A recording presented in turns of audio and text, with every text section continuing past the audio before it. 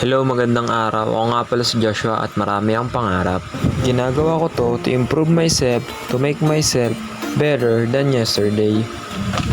Estudyante ko at ako na nagpapaaral sa sarili ko. Online class kami ngayon. Next meeting, face-to-face naman. Kapag kaganyang online class kami, napakarami kong nagagawa. Nakakapagbasa pa ako ng mga libro.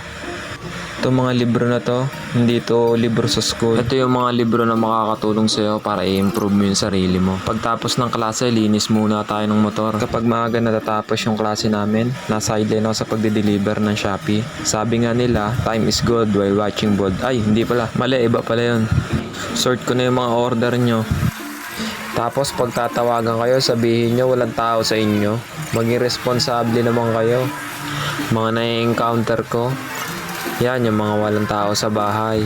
Lagi na lang reason yan. Alam naman nila na may order sila. Kung aalis naman kayo, pwede naman kayong magbili na mag-iwan ng pera.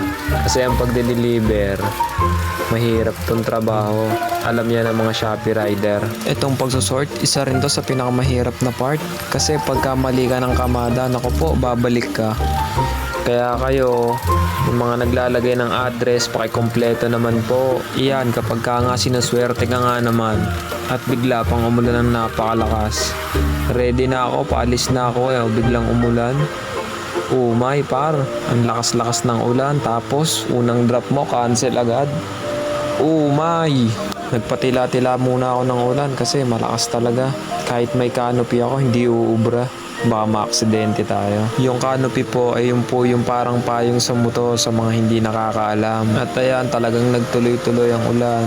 Nakakaumay, imbis na nakakapag-deliver na. Pero wala tayong magagawa, sinusubok talaga tayo ni Lord.